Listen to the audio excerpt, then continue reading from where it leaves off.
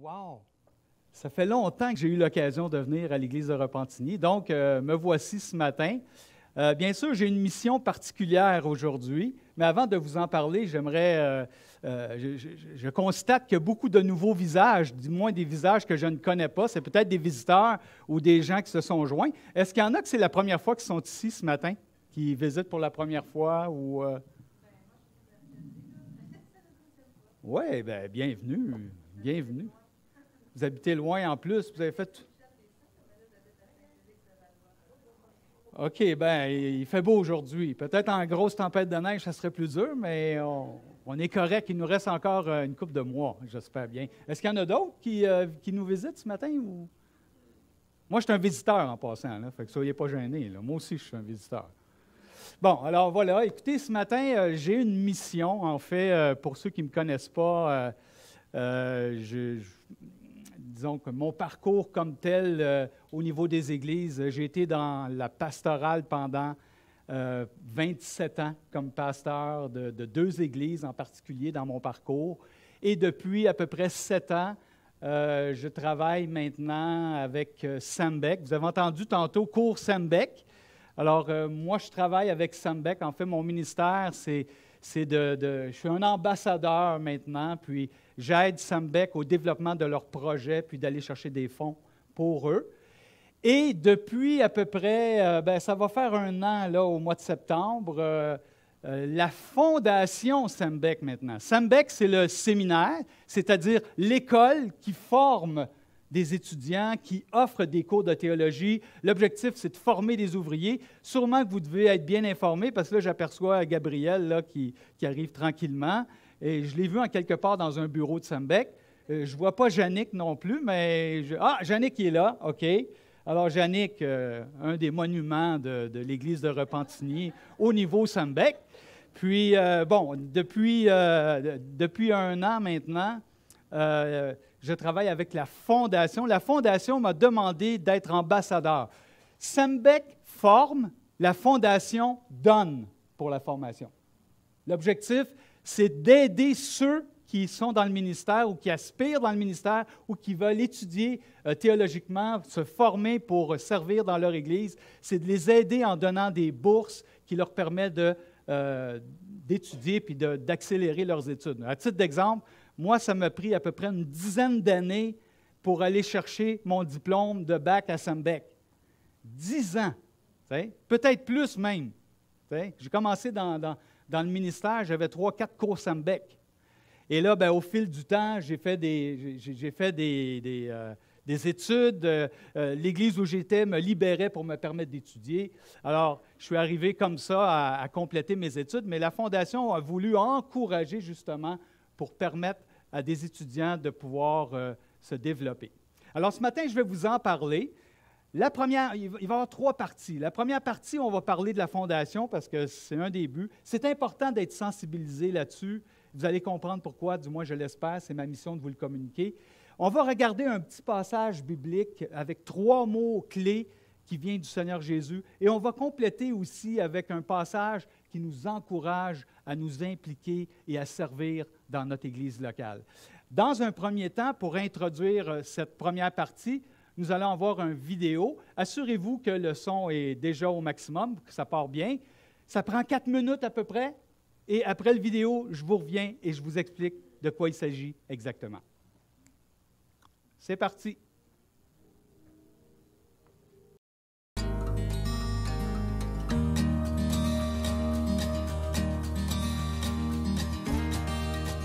La Fondation Sembec existe pour aider les églises locales dans la formation des ouvriers. Elles sont là pour prendre une part financière qui soutient le projet afin qu'un ouvrier dans son église locale puisse se développer et être formé pour servir le Seigneur Jésus. La Fondation Sembec est composée de membres de nos églises qui considèrent de bien administrer ces fonds qui lui sont donnés pour l'œuvre du Seigneur, afin que les ressources puissent être redonnées aux personnes qui vont faire la différence. À travers le Québec, je crois que Si on compte le nombre d'ouvriers qu'on va avoir besoin là, dans les prochains 10 ans, on frise de 200 personnes. Il nous manque des ouvriers. On aimerait soutenir d'autres ouvriers, mais il nous manque des ouvriers. Et chaque fois que j'entends ça, là, mon cœur est brisé en morceaux. La plupart des hommes qui sont formés comme pasteurs, habituellement, ils sont déjà mariés, ils ont quelques enfants, ils ont un travail séculier, alors c'est difficile pour eux d'ajouter à tout cela un service à l'Église et un temps d'études. Supplier le maître de la moisson pour les pousser dans sa moisson. Alors qui va pourvoir? C'est le Seigneur.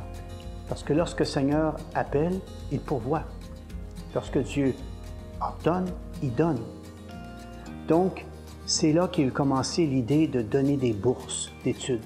Depuis des années, j'ai vu des jeunes et des moins jeunes, alors qu'ils étaient encore sur le marché du travail, de prendre des décisions stratégiques pour réduire soit un peu d'implication, soit un peu le travail, et de voir la Fondation donner le montant nécessaire pour combler ça. Plusieurs personnes vont bénéficier de la Fondation qui vont servir, par exemple, comme anciens dans une église locale ou comme leader dans une église. Les étudiants qui s'inscrivaient à Sembec étaient limités en temps, donc pouvaient prendre jusqu'à 10 ans avant de compléter une formation théologique de base. Et la Fondation avait comme but de réduire le nombre d'années que la formation pouvait prendre. Et elle accomplit cet objectif-là. Comment elle le fait? Eh bien, elle le fait en donnant un montant d'argent qui cherche à remplacer une journée de travail. Donc, à chaque étape où j'ai eu une bourse de la Fondation Sembec, c'est ce que ça l'a permis. Ça l'a permis que moi, je puisse libérer mon temps pour les études et ça l'a permis que l'Église puisse avoir des fonds, des finances de libérer pour pouvoir payer quelqu'un d'autre à faire des choses que moi, je ne pouvais plus faire parce que j'utilisais mon temps pour les études. Finalement, le fait qu'une personne commence une journée par semaine, et ensuite ça a été 2 jours semaine, 3 jours semaine, et là, finalement, l'Église pouvait envoyer un ouvrier dans la moisson. Si tu te sens appelé, si tu as le désir de servir Dieu, va voir les anciens de ton Église et parle-leur de la Fondation Sembec. Avec l'aide de la Fondation Sembec, on a pu quitter une journée de notre emploi pour pouvoir étudier. On a pu payer le prix alors qu'on était au début de notre mariage ou en fréquentation. On a pu vraiment se concentrer sur nos études. Est-ce que tu es prêt? Joins-toi à nous.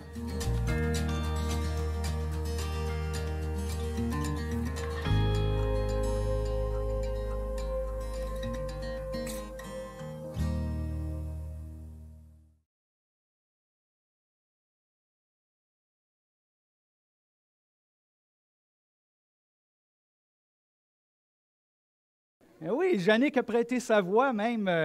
Il a participé à la production du vidéo. Est-ce qu'il y en a d'autres que vous avez reconnus? François Turcotte, qui est le directeur actuel de Sembec. D'autres? François Picard, qui est le directeur qui a précédé François Turcotte, à qui François Picard a passé le bâton, pour employer une expression. Et un autre? Non. Jacques Alexanian, qui a été président de Sembec pendant plus de 25 ans. Alors, et il y en a d'autres, ceux qui participent aux vidéos, c'est des gens qui sont quand même impliqués de part et d'autre. Alors, ce matin, ce que je veux faire, c'est dans un premier temps, comme je vous disais, juste vous parler un petit peu de la Fondation, vous sensibiliser, parce que j'ai réalisé en parlant avec même des pasteurs qu'il y en a qui ne faisaient pas la distinction entre Sembec et la Fondation. Ils disaient, ah, ça, c'est tout ensemble. Non, ce n'est pas tout ensemble. Sembec, c'est une entité qui forme et la Fondation, c'est une entité qui donne avec 2 conseils d'administration qui sont distincts, qui sont différents. Alors, c'est vraiment différent, mais ils collaborent ensemble pour soutenir ou pour aider, par exemple, des ouvriers. Alors, on va regarder maintenant juste quelques détails de la Fondation. La mission de la Fondation, vous l'avez entendu, mais la mission, c'est littéralement aider les églises à accélérer la formation de leurs leaders et futurs leaders. Autrement dit, aider les églises à développer les ouvriers. Donc, il y a des gens, par exemple, dans l'Église, qui peuvent aspirer un jour à servir le Seigneur. Peut-être ici. On ne sait jamais. Est-ce que tu t'es déjà posé la question? Et si le Seigneur te demandait quelque chose en particulier? Je ferme la parenthèse, je vais revenir plus tard là-dessus, OK? Donc, aider les églises. Pourquoi les églises? Je veux vous citer quelque chose que j'ai lu récemment concernant Charles Spurgeon. Peut-être vous en avez déjà entendu parler. Charles Spurgeon, un prédicateur du dernier siècle, on va dire ça ainsi, connu, et qui a écrit des méditations, des livres. Ses prédications sont connues dans le milieu évangélique, on pourrait dire à travers le monde. Il a dit ceci concernant l'Église. L'Église est l'endroit le plus précieux au monde. L'Église est l'endroit le plus précieux au monde. Pourquoi c'est l'endroit le plus précieux au monde? Je vais le résumer très simplement, parce que Jésus-Christ a donné sa vie pour l'Église. Et l'Église de Repentigny, là, tu sais, en fait, moi, je demeure dans la région de Terrebonne. Je m'en venais de Terrebonne ce matin, je m'en venais ici, là. Je m'en venais dans l'endroit le plus précieux au monde à Repentigny. L'Église de Repentigny, dans cette région, c'est l'endroit le plus précieux au monde. C'est encourageant, hein? Hey, vous êtes à la bonne place ce matin, là, c'est sûr. C'est sûr que vous êtes à la bonne place. Jésus l'a acquise par son propre sang. Maintenant, comment la Fondation aide-t-elle? Elle veut aider les églises à accélérer. Comment la Fondation va aider? Bien, en fait, comme vous l'avez entendu, en distribuant, en accordant des bourses aux églises pour la formation d'ouvriers. Quelqu'un aspire à se former. Pour l'aider à accélérer ses études, la Fondation considère pouvoir offrir un montant qui va permettre, par exemple, de pouvoir former quelqu'un qui va être libéré, toujours à titre d'exemple, une journée par semaine de travail pour être capable d'étudier et d'approfondir l'Écriture, les études de théologie, pour servir avec plus d'efficacité et plus rapidement dans son Église ou ailleurs, dépendamment où il est appelé pour servir. Maintenant, d'où vient cette fondation? Cette fondation vient de M. Jacques Alexanian, pasteur, missionnaire pendant des années au Québec. Peut-être qu'on peut, là je vois qu'il n'y a personne en avant, merci. Alors, M. Alexanian, vous l'avez vu sur la photo, écoutez, M. Alexanian a aujourd'hui peut-être 92 ans ou quelque chose comme ça. Moi, je l'ai côtoyé pendant des années, j'ai eu le privilège de le faire, il a été un coach pour moi. Et M. Alexanian avait vraiment à cœur les ouvriers. Puis, une des choses qu'il constatait, c'est qu'on aurait besoin de fonds pour que les ouvriers puissent étudier, puissent approfondir leurs études. Alors, avec d'autres chrétiens de son entourage, ils ont débuté une fondation pour ramasser des fonds. L'objectif, toujours soutenir des ouvriers et de pouvoir les aider dans leurs études, ou des futurs ouvriers, des aspirants, des missionnaires. Je sais qu'il y en a qui travaillent en counseling aussi, qui ont reçu des bourses, et on pourrait multiplier ça. Est-ce qu'il y en a qui connaissent l'Académie Jeunesse ici? Oui, hein? Je vois les plus jeunes lèvent la main. L'Académie Jeunesse, qui est en fait un regroupement de notre association d'Église pour nos jeunes. Bien, la Fondation, pour les encourager, a accordé des octrois dans la dernière année aux jeunes pour les aider dans leurs études. C'est pas cool, ça? Non, mais c'est le fun. Vraiment, quel privilège. Alors, M. Alexanian a clairement dit à un moment donné, puis c'est quand même une question importante, vous la voyez devant vous. Les ouvriers sont des priorités, car l'Église est la priorité, l'endroit le plus précieux au monde, finalement. Et sans les ouvriers, l'Église ne va nulle part. Les ouvriers, en fait, dans le jargon, c'est des missionnaires, des pasteurs qui ont à cœur de servir dans l'Église. Et s'il n'y a pas d'ouvriers, on s'en va où? On a besoin des ouvriers, des pasteurs, des missionnaires, des gens qui se forment pour faire avancer l'Église, pour développer les ministères. Je vais poser une question ici à l'Église de Repentigny que sûrement votre pasteur Patrick, que je salue en passant, même s'il n'est pas là. Et sûrement que lui-même s'est posé, et sûrement que le conseil ici de l'Église de Repentigny s'est posé. Et cette question est celle-ci. Où sera l'Église de Repentigny dans 5 ans? Où sera l'Église de Repentigny dans 10 ans? Où sera l'Église de Repentigny dans 20 ans? Vous allez dire, ouais, mais à quoi ça sert de penser? T'es rendu loin. Pour développer la vision de la formation de gens qui vont prendre la relève, parce qu'on se rend compte dans le ministère, pour moi, avoir servi pendant 27 ans, en chemin, mes cheveux ont changé de couleur. Et même, dites-le pas à personne, j'en perds à part ça. Il y en a qui en perdent plus que d'autres, là. Mais c'est un fait. Et qu'est-ce que ça veut dire? Ça veut dire qu'on a besoin de penser, de considérer à la relève. Qui va prendre la pôle dans 5, 10, 20 ans? Qui va faire ça? Et pourquoi pas, peut-être, certains parmi vous qui pourraient aider, qui pourraient s'impliquer, qui pourraient aider l'Église à avancer, à se développer, qu'il y ait des nouveaux ministères. Pourquoi pas? La Fondation fonctionne, comme je l'ai mentionné, avec son propre conseil d'administration. La source des dons de la Fondation, en passant, moi je ne suis pas ici ce matin pour solliciter pour des dons. Je suis ici pour vous dire, voici ce que la Fondation peut faire pour l'Église de Repentigny. Je suis ici pour ça. Et s'il y avait quelqu'un qui aspirait à quoi que ce soit, qui aurait le goût d'en parler ou qui aurait le goût d'échanger là-dessus, moi, ça va me faire un grand plaisir d'en parler, ou en tout cas, ou peut-être vous pourrez aussi aller voir les personnes clés de votre Église, le conseil d'anciens. Je vois M. Gingras qui est là, je parlais de monument, Jannick, mais on pourrait parler d'un autre monument ici avec M. Gingras. Et il y en a d'autres monuments aussi, là, je ne veux pas oublier personne. Mais en fait, si vous avez comme un désir d'en savoir plus, il faut vraiment aller jusqu'au bout et se laisser interpeller par ce que le Seigneur peut-être veut nous dire. Donc, les dons sont faits par des dons volontaires des membres de la Fondation, mais aussi ceux qui veulent donner peuvent donner aussi, par exemple, à Sembec, en faisant un chèque à Sembec, en disant un fonds pour les bourses de la Fondation, par exemple, et ça va être placé dans ce fonds-là pour aider les bourses de la Fondation. Certains ont tellement à cœur la Fondation et le développement d'ouvriers que certains même placent dans leur testament comme legs un montant pour aider, pour remettre à la Fondation, pour que la Fondation puisse avoir des fonds, être capable de pouvoir aider d'autres futurs pasteurs, futurs ouvriers, futurs étudiants, etc. Il faut vraiment avoir à cœur, hein? Il faut vraiment être convaincu du fait de l'importance d'avoir des ouvriers. S'il n'y a pas de pasteur, l'Église va nulle part. L'Église peut faire un bout, on peut générer, on peut faire certaines choses, mais en quelque part, on a besoin que Dieu amène ou Dieu permette que des hommes, des femmes se développent et puissent aller de l'avant et aider, contribuer, participer dans l'Église.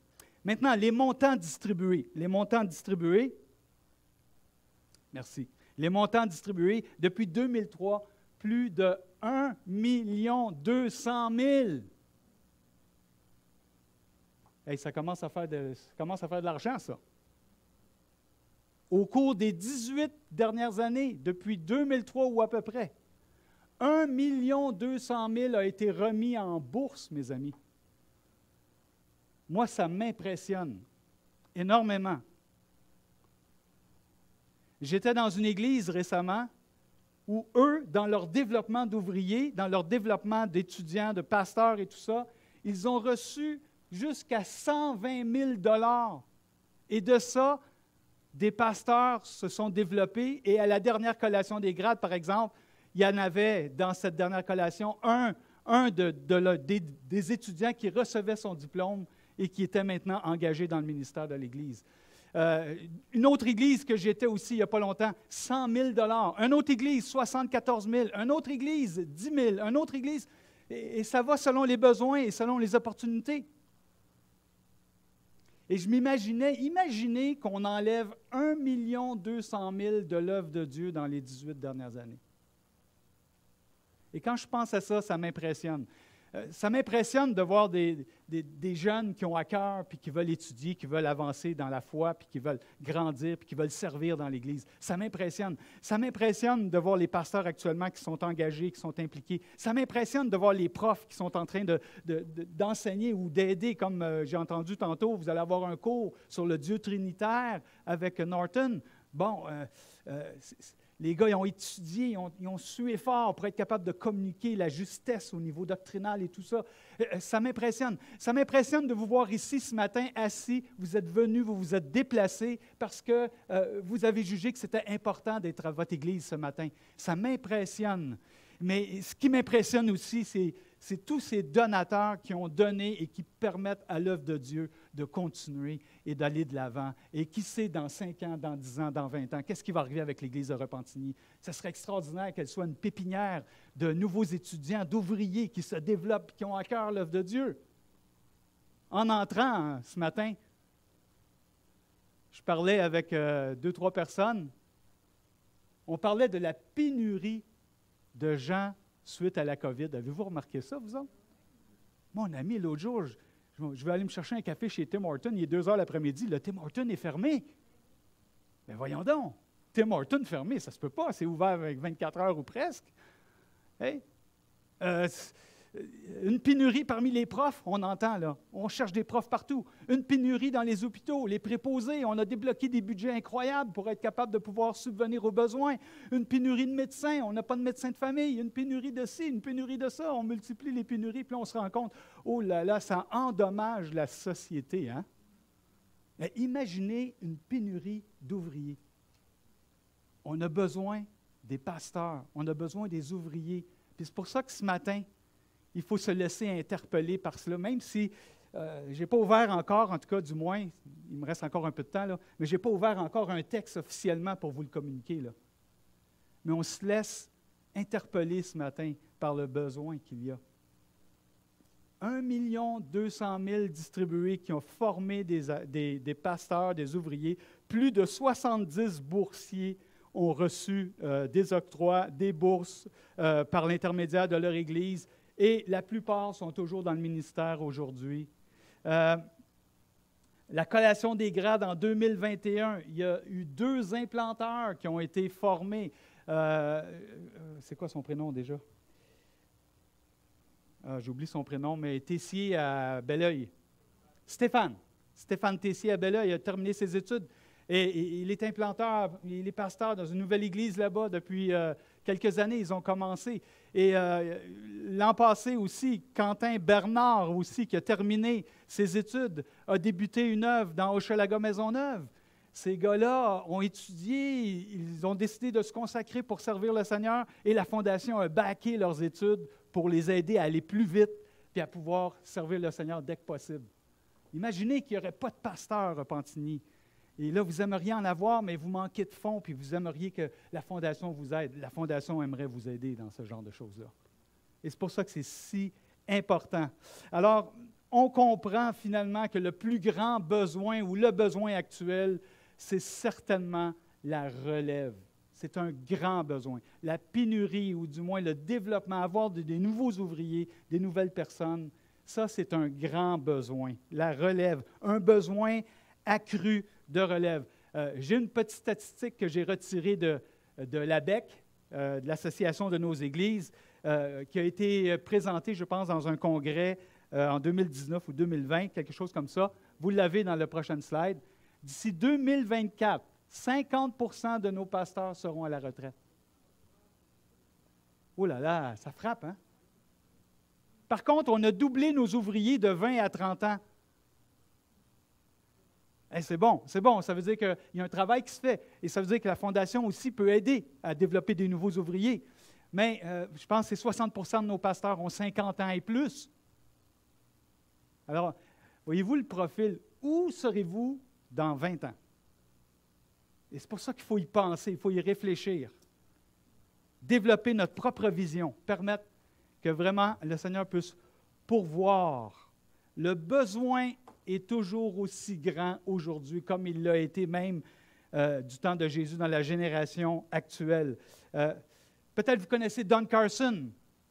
Certains ont déjà peut-être suivi un cours avec Don Carson à Sembec, qui est un théologien, on pourrait dire, connu internationalement, qui a écrit plusieurs livres de théologie hautement qualifiés, de bonne qualité. Il a dit ceci dans un de ses livres de méditation. Il a dit « Nous sommes à une époque où l'ignorance biblique croît à une vitesse vertigineuse. Nous avons également besoin de voir et d'écouter des leaders chrétiens qui se soumettent personnellement à l'Écriture, qui la lisent personnellement et qui l'enseignent. » Et un peu plus loin, il conclut « Rien n'est plus urgent, absolument rien. » On a besoin.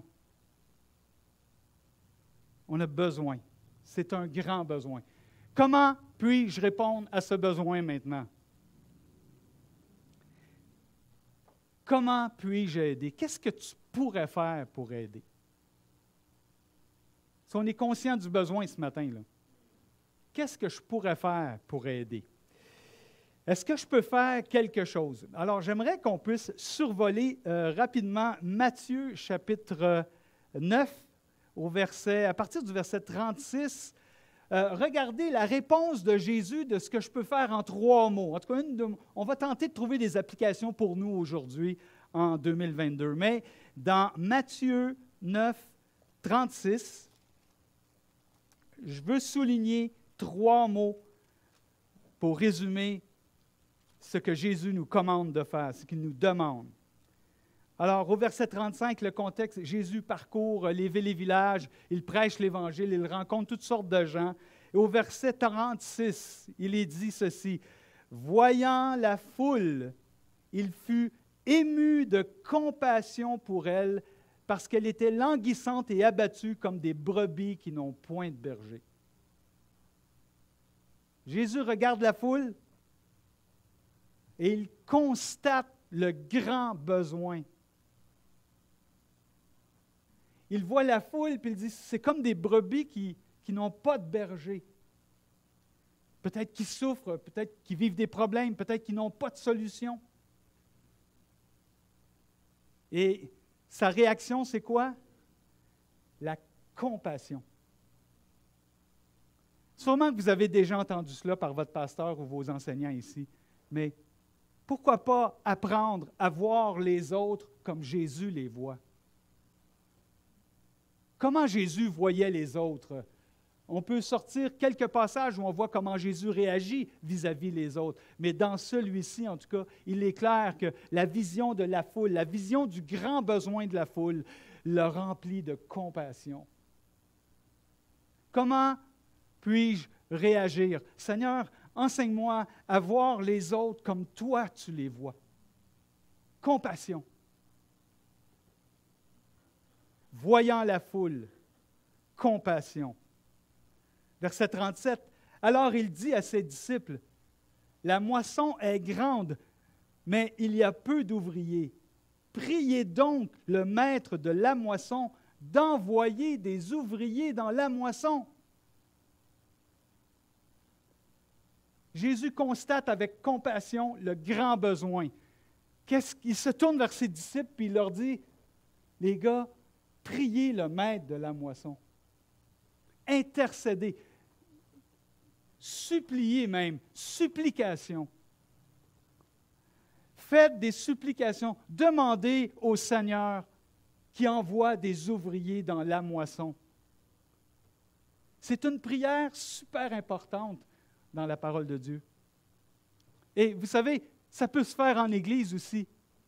Un dimanche matin, il y a quelques mois, j'étais dans une église et le conducteur en avant avait planifié un temps où toute l'église se courbait la tête et commençait à prier pour supplier le maître de la moisson d'envoyer des ouvriers dans la moisson. Je n'avais même pas parlé encore. Ils ont fait mon avant-midi, juste à les entendre prier, puis mon cœur était tellement touché, je suis arrivé en avant, mais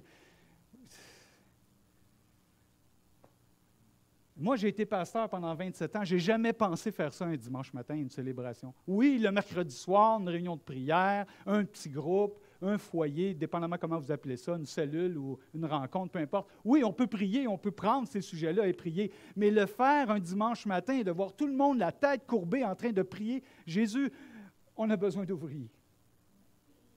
On a besoin des hommes. On a besoin des hommes, des femmes qui s'impliquent dans l'œuvre de Dieu. Priez donc le maître de la moisson. Intercession, supplication, compassion, supplication. Et le dernier mot n'est pas directement dans le verset 38, mais un peu plus loin, Jésus envoie les 12 en mission. Donc, tous les 12, tels sont les 12, verset 5, que Jésus envoya après leur avoir donné les instructions suivantes, etc., etc.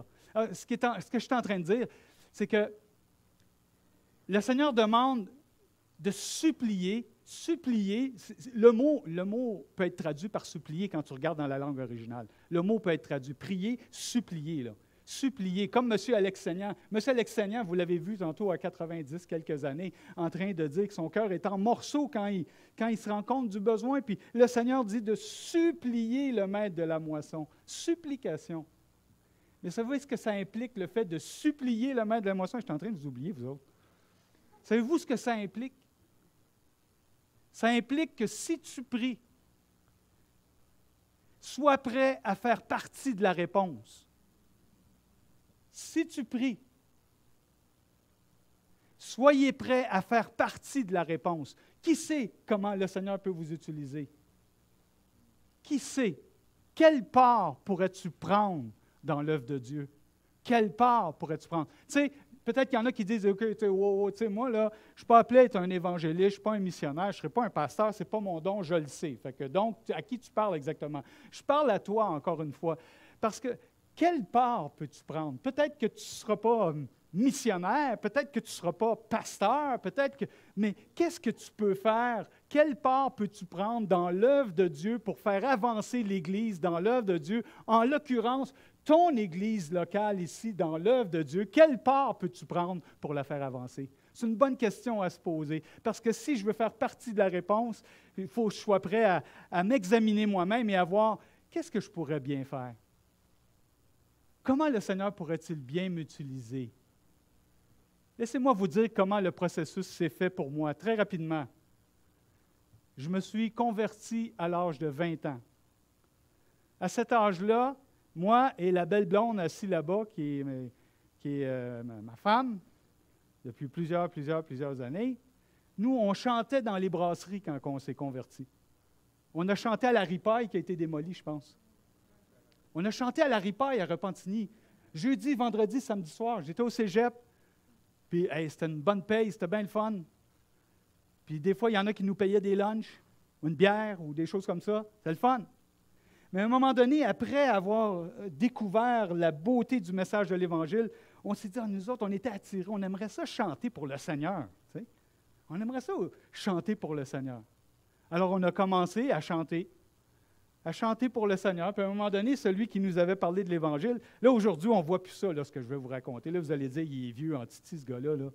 On ne voit plus ça aujourd'hui.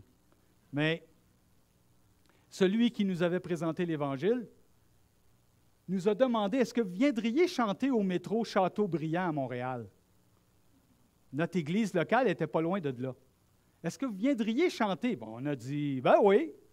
On en a un petit pig-nose. En fait, c'est un petit speaker à batterie.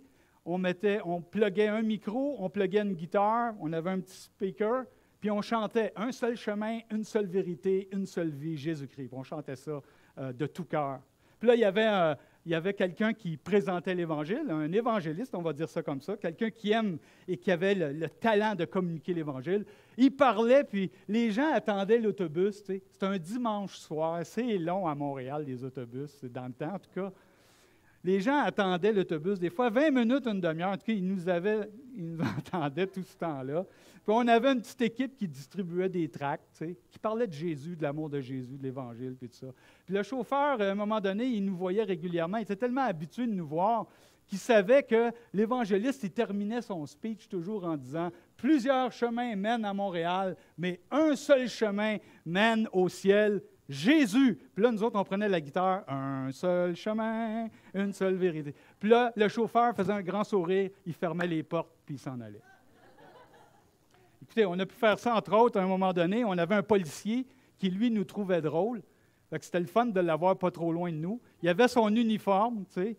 Il était à côté sur le mur du métro au Châteaubriand, à l'extérieur, où on n'était pas loin. Puis il faisait un grand sourire, il nous trouvait drôles. Ça nous permettait, en tout cas, ça nous a permis. Ça n'a pas toujours été facile, mais en fait, c'est des bons souvenirs qu'on a. Mais écoute, ça fait longtemps de ça.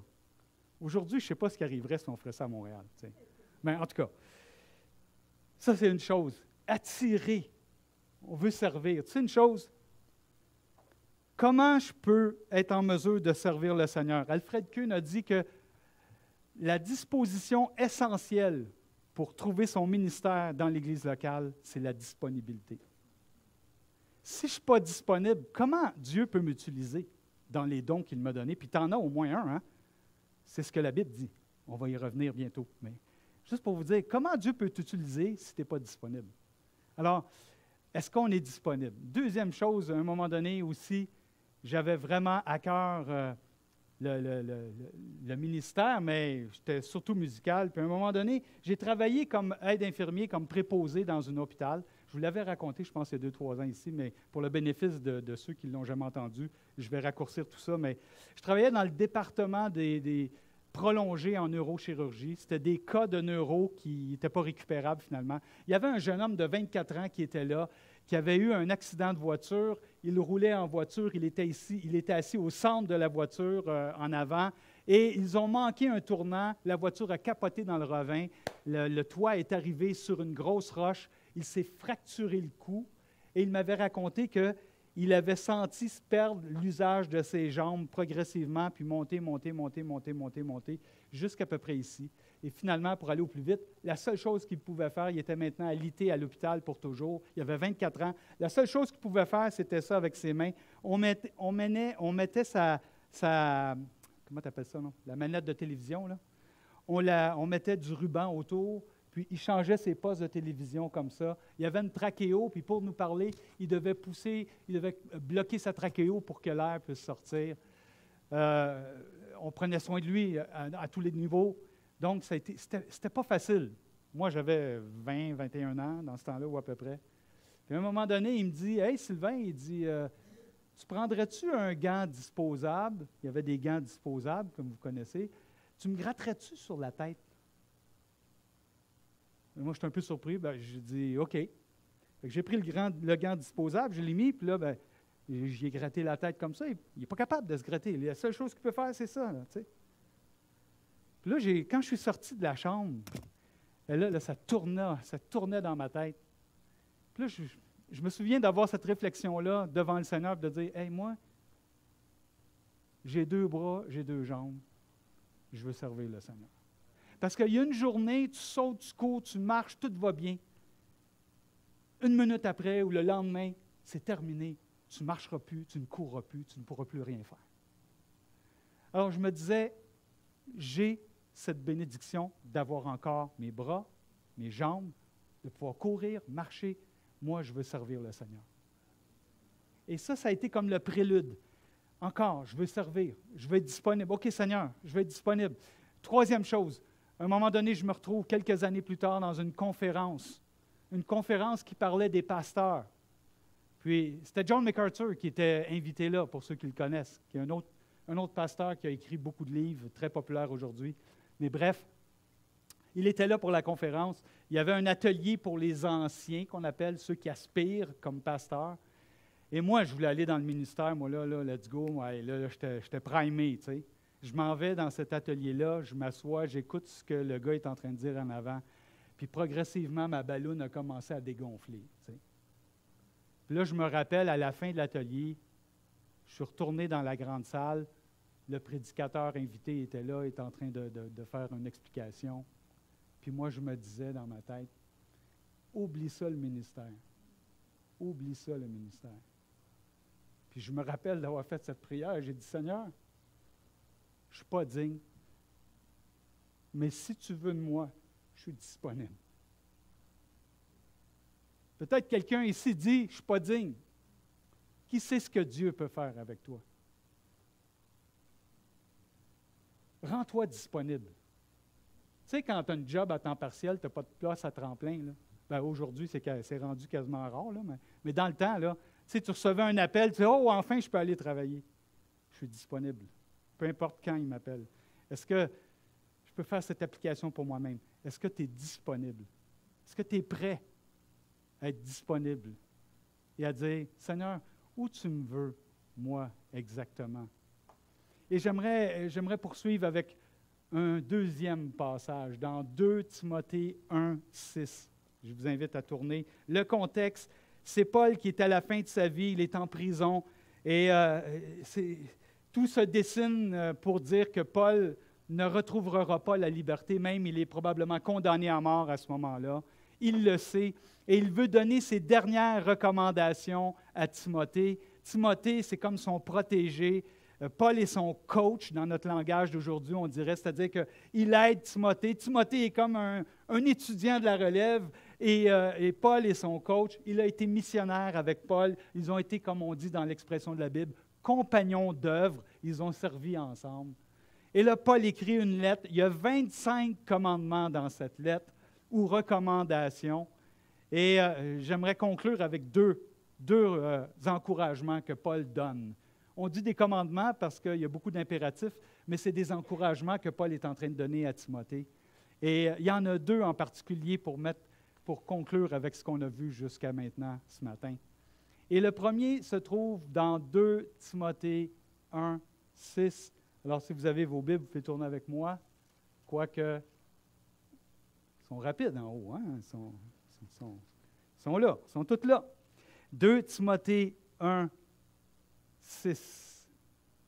Juste avant, Paul décrit ce qu'il connaît de Timothée. Un gars de cœur, un gars qui a une vraie foi. Sa foi est fondée, elle est réelle. Une foi basée sur l'Ancien Testament, une foi basée sur le Nouveau Testament, une foi basée sur le Seigneur Jésus. Et là, Paul lui dit, en constatant tout ça, il lui dit au verset 6, « C'est pourquoi je t'exhorte à ranimer la flamme du don de Dieu que tu as reçu par l'imposition de mes mains. » Premier encouragement pour nous ce matin. Ranime la flamme du don de Dieu. Paul continue. Continue. N'arrête pas de servir et d'utiliser les dons que Dieu t'a donnés, Timothée. Continue. Il y en a qui pensent que c'était peut-être un reproche que Paul faisait à Timothée, mais le contexte semble beaucoup plus nous dire que Paul veut l'encourager à continuer et à ne pas lâcher. Ne lâche pas, les temps sont difficiles, ne lâche pas, Timothée. C'était Néron qui était empereur à l'époque. Néron, on sait ce qu'il faisait avec ceux qui avaient la foi, avec les croyants. Hein? Il en a éliminé plusieurs de façon tragique, cruelle même, juste parce que tu avais la foi en Jésus. Tu pouvais perdre la vie. Alors, Néron était empereur à l'époque. Et Paul avait peut-être raison d'encourager Timothée à dire « Continue, continue, Timothée. » Sûrement que Paul aussi avait la perspective de l'état actuel au moment où il écrit la lettre. Mais il dit « Ranime la flamme. Maintiens ta flamme. Maintiens le service que tu donnes à travers les dons que tu as reçus. » Là, il y en a peut-être qui disent « Ouais, mais Timothée, c'est un missionnaire, c'est un pasteur. Moi, je ne suis pas missionnaire, je ne suis pas pasteur. » Tu sais, dans le fond, ça ne s'adresse pas à moi directement. Je comprends le contexte et tout ça, mais ça ne s'adresse pas à moi directement. Tu sais. OK, mais faisons une application. Je me permets une application ce matin. Parce que je sais que l'Écriture dit que si tu as donné ton cœur à Jésus-Christ, tu as reçu au moins un don. Et si on avait le temps, on pourrait aller dans tous les autres passages, dans 1 Corinthiens 12, par exemple, où Paul mentionne que l'Esprit de Dieu distribue comme il veut à chacun des dons. Et non seulement, j'ose dire que tu en as au moins un, je crois que Dieu nous a bénis en nous en donnant plusieurs, mais qu'on ne les connaît pas toujours. Alors, sur la base que tu as au moins un don, imaginez que vous puissiez avoir l'occasion de mettre ce don-là au service de votre Église. Peut-être certains disent, « Ouais, mais moi, je ne sais pas c'est quoi mon don. Je comprends, j'aimerais bien, mais je ne sais pas comment je pourrais aider, comment je pourrais servir dans l'Église. » Bien là, ceci, je t'encourage de peut-être aller voir ton pasteur ou les personnes qui vont te référer pour aider à découvrir ou à réfléchir ou à prier pour savoir, mais où est-ce que tu pourrais bien servir? Parce que vous savez, l'Église de Repentigny, là, elle est unique. Il n'y en a pas deux églises comme Repentigny. Moi, je le sais, là, depuis un an, là, je me promène partout dans plusieurs églises. Là. Il n'y en a pas deux églises. Pourquoi? Parce que vous êtes là et vous êtes unique. Et l'amalgame de chacun d'entre vous comme étant unique et typique, particulier à l'Église de Repentigny. Vous avez une couleur qui vous correspond, et je ne parle pas de la couleur de votre peau. Je parle des affinités, des dons, des choses que Dieu vous a données qui vous caractérisent et qui font que vous êtes une Église très spéciale, particulière, unique aux yeux de Dieu. Mais pour que ces particularités-là, cette unicité ou le fait que vous êtes unique se manifeste, il faut que chacun soit bien conscient de son don et considère maintenant quelle part il pourrait prendre dans l'Église de Dieu pour faire avancer l'œuvre de Dieu ici, dans cette Église. Ça ne serait pas extraordinaire que tout le monde se lève? Hey, écoutez, ça fait 2 ans qu'on a un masque le dimanche matin. Là depuis mai ou à peu près, je ne me souviens pas quand exactement, là, vous êtes démasqués, sauf quelques-uns qui veulent nous protéger probablement. Là, mais ça fait 2 ans qu'on a un masque. Moi, je suis tellement content ce matin. Je vous vois, je peux voir vos visages, je peux entrer en communication avec vous. On peut communiquer ensemble. On est bénis de pouvoir être ensemble. Pourquoi pas mettre l'accent sur qu'est-ce que Dieu m'a donné, chercher la face de Dieu là-dessus. Et pourquoi pas que chacun d'entre vous se lève et prenne sa place dans l'Église, parce que tu as une place dans l'Église, peu importe qui tu es. Le Seigneur a dit qu'il a donné des dons à tous. Est-ce qu'il a dit qu'il a donné des dons seulement aux hommes? Non. Paul dit à chacun, à tous en particulier, comme il veut, hommes, femmes, jeunes, ados, enfants même. Tous ceux qui aiment le Seigneur, tous ceux qui ont donné leur vie au Seigneur, tous ceux qui veulent suivre le Seigneur Jésus-Christ, tu as reçu. Tu as au moins un don. Et si tu ne connais pas tes dons, tu connais peut-être tes talents. Tu peux utiliser tes talents aussi en attendant. Et même, pourquoi pas les deux? Alors, j'essaie de vous encourager. On aimerait revenir à l'époque d'avant la pandémie. On aimerait voir l'Église refleurir encore comme avant la pandémie. Je crois que ça va passer par vos dons que Dieu vous a donnés. Et que chacun dise, « Hey, c'est l'Église où j'assiste, c'est mon Église locale. J'aimerais m'impliquer, m'engager, j'aimerais l'encourager, j'aimerais lui donner la contribution des dons que le Seigneur m'a donnés lui-même. » Et peut-être à travers ça, quelqu'un dit, « Écoute, là, ce matin, là, je réfléchis, puis moi, c'est le ministère qui me travaille, ou du moins l'étude, les bourses, tout ce que tu as parlé. Je ne sais pas, je réfléchis là-dessus. Écoute, pousse la prière à fond. Qui sait si le Seigneur n'est pas en train de te parler personnellement et de t'encourager vraiment à faire partie de ceux qui vont se développer pour aider l'Église de Dieu, grandir, être pasteur, être missionnaire. Missionnaire ici, missionnaire dans une autre Église, missionnaire à travers le monde, je ne sais pas, mais qu'est-ce que Dieu veut faire exactement? Alors là, je m'emballe, comme vous voyez, hein, je suis en train d'oublier mon deuxième encouragement, mais je conclue là-dessus très rapidement. Deuxième encouragement, c'est dans 2 Timothée 2, verset 1, où Paul dit à Timothée, « Fortifie-toi dans la grâce. » Je n'ai pas le temps de vous parler tout le contexte de cette phrase-là, mais cette phrase-là est quand même clé, parce qu'au fond, manifester nos dons, avoir nos dons, persévérer, continuer, tu ne peux pas le faire sans la grâce de Dieu.